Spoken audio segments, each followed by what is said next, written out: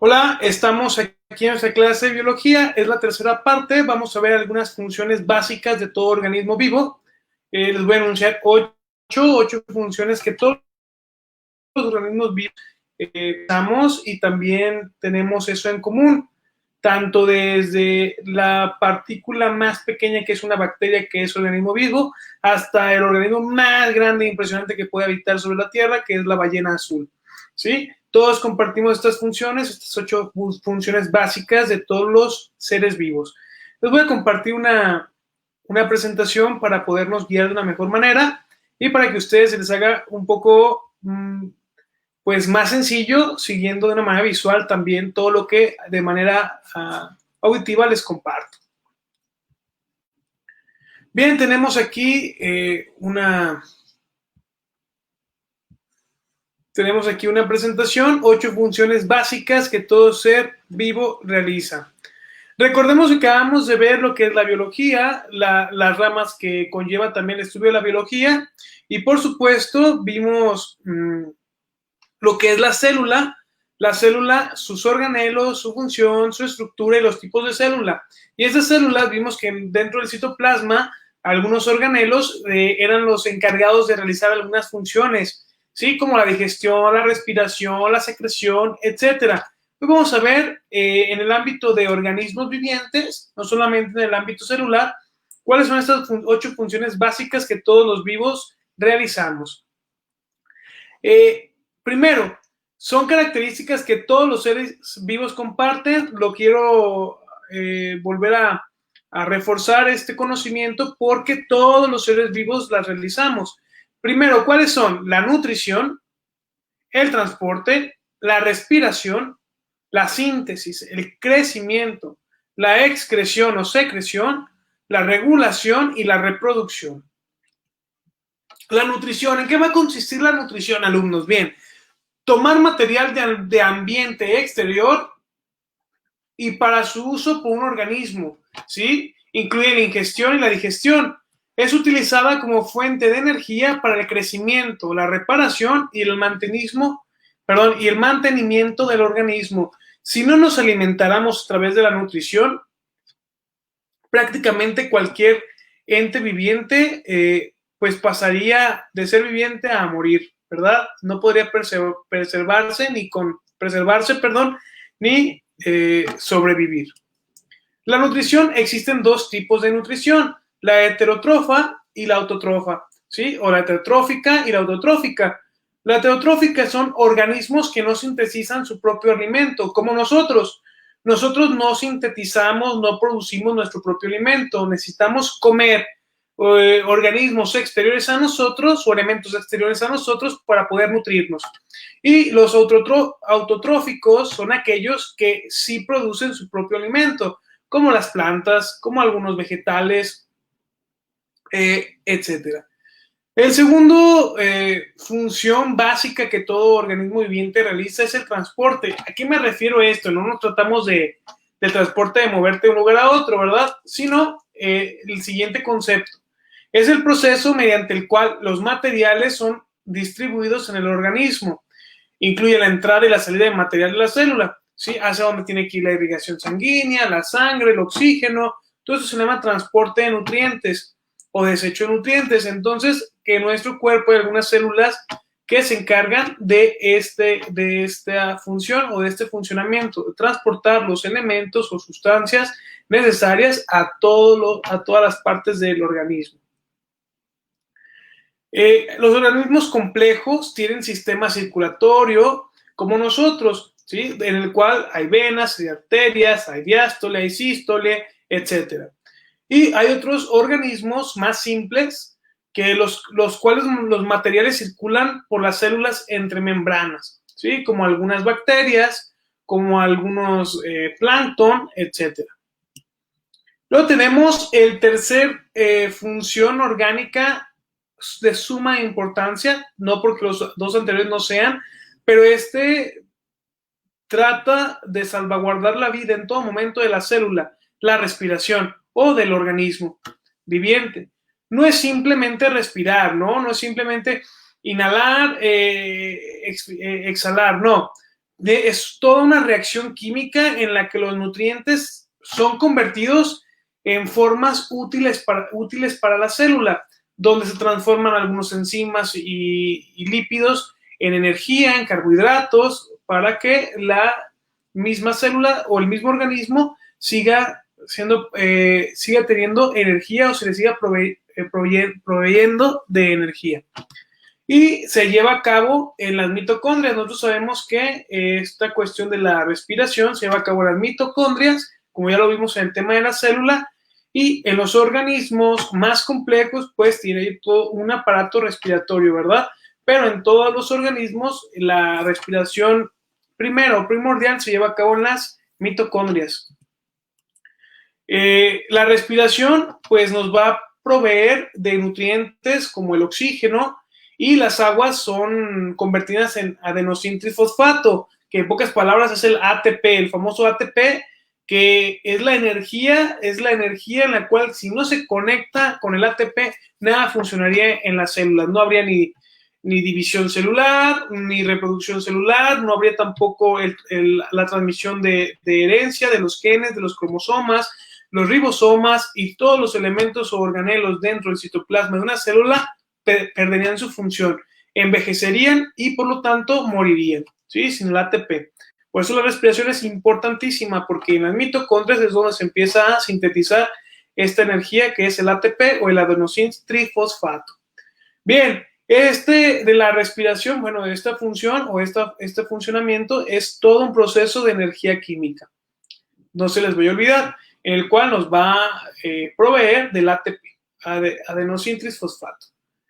El cuarto funcionamiento es la síntesis. Es el proceso por el cual los organismos convierten compuestos simples en compuestos más complejos. Por ejemplo, la fotosíntesis y la síntesis de proteína. Toman los lípidos, toman algunas enzimas y a través de este proceso van a formar hidrocarburos y también algunas grasas que son un poquito más complejas o biomoleculares, en las cuales pues va a permitir que toda la capacidad vital de la célula no se vaya desgastando. Por eso la síntesis de proteínas, la síntesis de energía a través de la fotosíntesis, que está incluida en la palabra, que es como el adquirir luz, ¿no? Fotosíntesis. Y la síntesis de proteína, que es conservar, transformar las proteínas para el beneficio de la célula o del organismo. Dije hidrocarburo no se van a imaginar que es una manera de gasolina o de combustible, no, sino porque me refiero siempre al adenosíntrifosfato, que me gusta hacer esa analogía, que es la energía, es el combustible de todos los organismos para que se sigan llevando a cabo todas las síntesis o todas las transformaciones químicas que se dan en un ser vivo. La síntesis, por lo general, el material producido forma parte de la estructura del organismo, como el adenosíntrifosfato, ¿sí? Como alguna otra proteína, como alguna otra hormona. Bien. La siguiente función que todos los seres vivos realizamos es el crecimiento. ¿Cómo que el crecimiento, profe? Sí, el crecimiento también es una función única de los seres vivos, ¿sí? Y es el proceso por el cual los organismos vivos incrementan su tamaño y se ve por etapas, ¿sí? Así como lo podemos ver en la etapa del nacimiento, la niñez, la adolescencia, la juventud, luego la senectud. Así igual con todos los organismos vivos, no únicamente del ser humano, sino desde las bacterias o desde los organismos unicelulares, que son procariontes o eucariontes, se observa el crecimiento. ¿Sale? Bien, en células implica tanto crecimiento en tamaño como en número, ¿sí? La mitosis, la meiosis, todo eso es parte del crecimiento, al igual que en tamaño. El crecimiento es acompañado de división celular, ya les hacía referencia hace un momento, la mitosis, y la diferenciación celular y especialización, la meiosis, ¿sale? Y también tenemos que involucra la incorporación o la asimilación, de materiales al organismo. Entra agua, entra glucosa, la cual son necesarias para el crecimiento y las va adoptando, las va asimilando, las hace propias el organismo. Luego, a lo contrario, tenemos también otro funcionamiento básico, que es la excreción.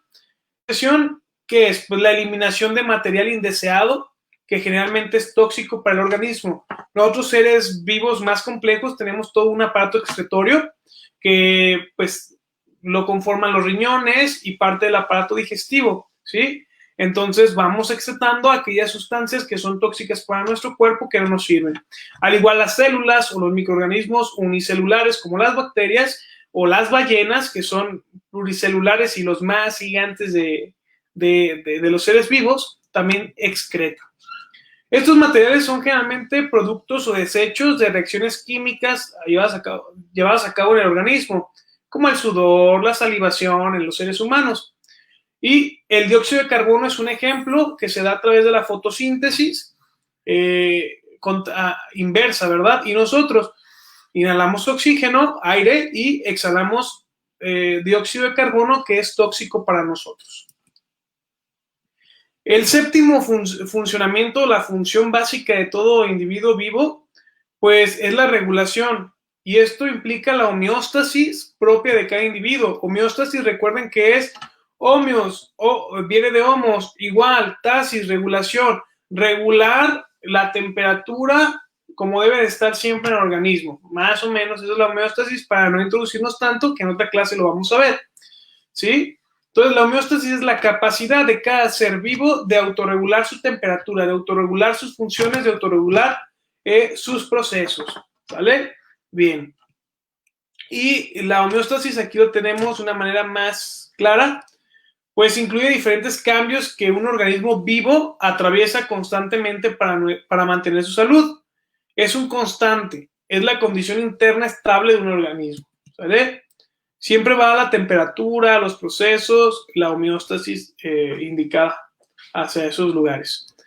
Es una regulación, en muchos organismos involucra tanto mensajes químicos como eléctricos, como nosotros. Empezamos a estar muy calientes y la homeostasis empieza a hacer que estemos sudando. Luego estamos con mucho frío, y ¿qué hace la homeostasis? Empieza a generarnos un movimiento espontáneo, como cuando estoy temblando de frío. Ese temblor es producto de la homeostasis, porque nos está regulando y produce movimiento para que nuestro cuerpo genere calor y no baje su temperatura. En humanos, la regulación implica la coordinación entre los sistemas endocrino y nervioso, ¿sí? Entonces, el sistema endocrino pues va a mandar la adrenalina. Ay, estoy a punto de sentir por mucho miedo, se me está bajando la presión y estoy al borde de un infarto. ¿Qué va a hacer el cuerpo en la homeostasis? Generar producción de adrenalina para que tú inmediatamente puedas reaccionar. Es cuando dices, ay, caray, pensé que me iba, pero volví. Es parte de la regulación natural homeostática del cuerpo. Y el último función que todos la vamos a tener en común, todos los seres vivos, es la reproducción. Y es la única función de la vida que no es directamente necesaria para preservar la vida de un organismo, sino de la especie.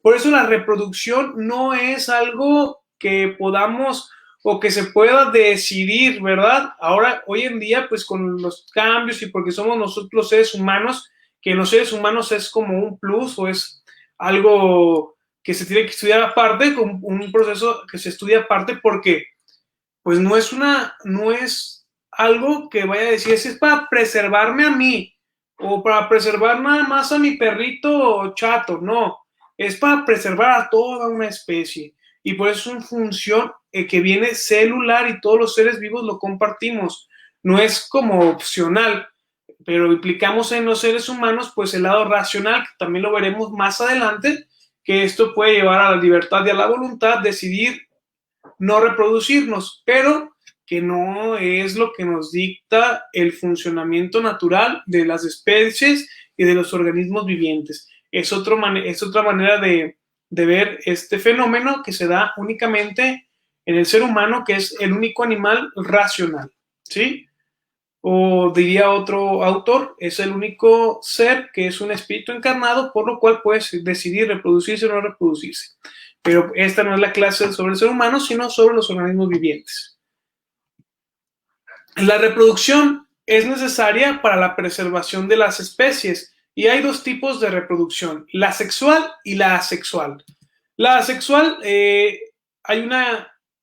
no existe, perdón, en la sexual sin combinación de dos gónadas o de dos células como la hay en la sexual. ¿Sí? En la sexual no se combinan los óvulos y los espermatozoides. En la sexual, necesariamente, forzosamente, para que exista una reproducción, tiene que haber una fusión nucleica del óvulo y el esperma. No más, ¿sale? Para que sea la reproducción sexual en organismos más complejos o desarrollados, tiene que haber por fuerza la fusión entre un óvulo y un esperma. Y la sexual no necesariamente debe de haber combinación de óvulos y espermas. Existen otros tipos de reproducción, como la partenogénesis, que de un pedacito de un individuo nace otro individuo, ¿sale? Bien, entre otros que también los vamos a ver en otra clase más adelante. ¿Qué es el metabolismo? Todos decimos, ya se me hizo el metabolismo lento y ya por eso estoy engordando. Bien, pero vamos a entender qué es el metabolismo. El metabolismo no es simplemente el ritmo al cual un organismo quema la comida, que así lo entendemos todos, sino que es la suma de todas las reacciones químicas que se dan en un organismo. Repito, el metabolismo es la suma de todas las reacciones químicas que se dan en un organismo, todas. La respiración, la digestión, la quema de lípidos, la asimilación de alimentos, la nutrición, etcétera. Todas las reacciones que se dan químicas en un organismo se le denomina metabolismo, perdón. La circulación, la secreción de hormonas, todas estas funciones que acabamos de ver son gracias al metabolismo, todas, ¿sí? Entonces, todo esto se refiere al metabolismo. Incluye reacciones químicas que degradan, que generan nuevas sustancias. Bien, entonces, hasta aquí sería nuestra presentación sobre la célula. Antes de terminar, quiero dejarles un video. Se me hace muy padre este video, donde les va a dar un breve resumen sobre lo que es la célula y para que recuerden que gracias a la célula que nos conforma y que es la unidad básica y fundamental de los seres vivos, se pueden dar todos estos funciones o funcionamientos, todos estos funcionamientos que engloba al organismo viviente. Bien, entonces les comparto este video, que es la célula. Espero les agrade.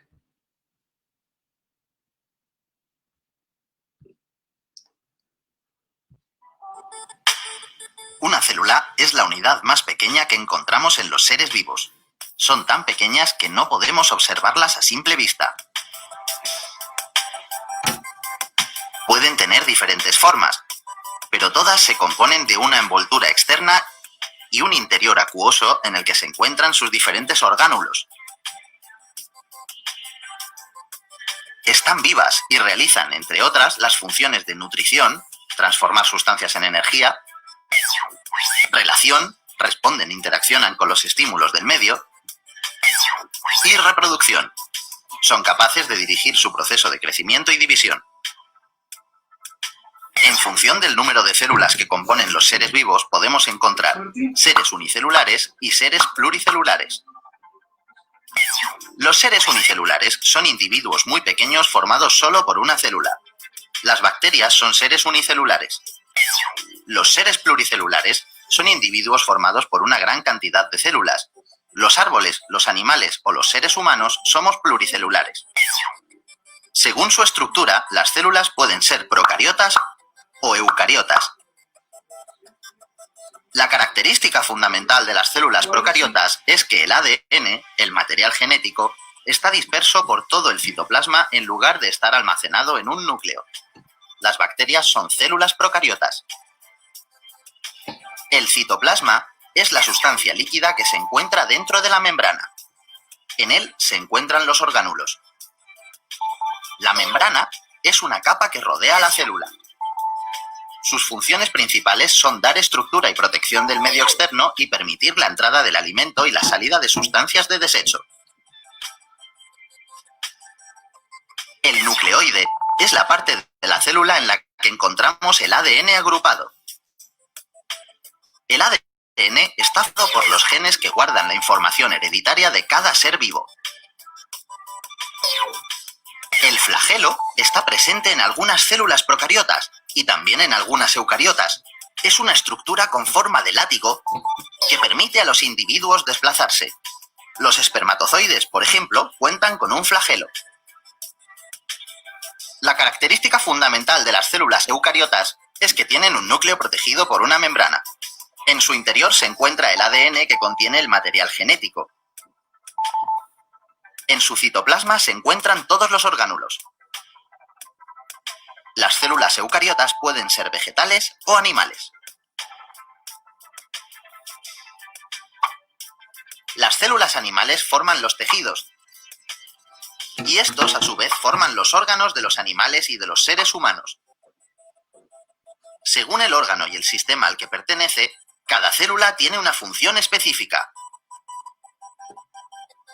Una célula animal es una célula eucariota. El ADN está en el núcleo.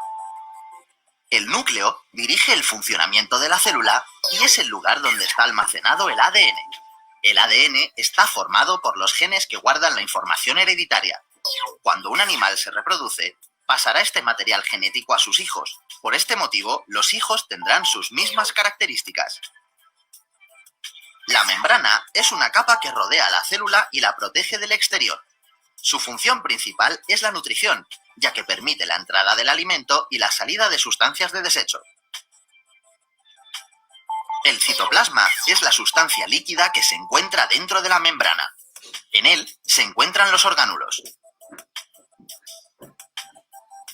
La mitocondria es el orgánulo encargado de producir energía a toda la célula.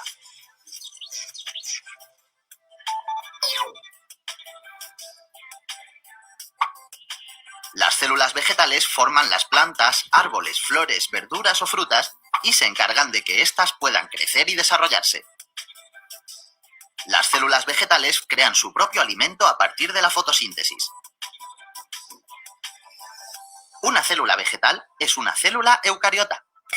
El núcleo dirige el funcionamiento de la célula y es el lugar donde está almacenado el ADN.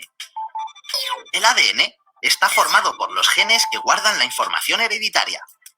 Cuando la planta se reproduzca, pasará este material genético a sus hijas. Por este motivo, las hijas tendrán sus mismas características. La membrana es una capa que rodea la célula y la protege del exterior. Su función principal es la nutrición, ya que permite la entrada del alimento y la salida de los desechos. Tiene una pared rígida que permite que las plantas puedan estar de pie. El citoplasma es la sustancia líquida que se encuentra dentro de la membrana. En él se encuentran los orgánulos. Los cloroplastos son los orgánulos donde se producen y almacenan compuestos químicos necesarios para la célula. En los cloroplastos se almacena, por ejemplo, la clorofila, que da el color verde a las plantas y participa también en la fabricación del alimento. La mitocondria es el orgánulo encargado de producir energía a toda la célula.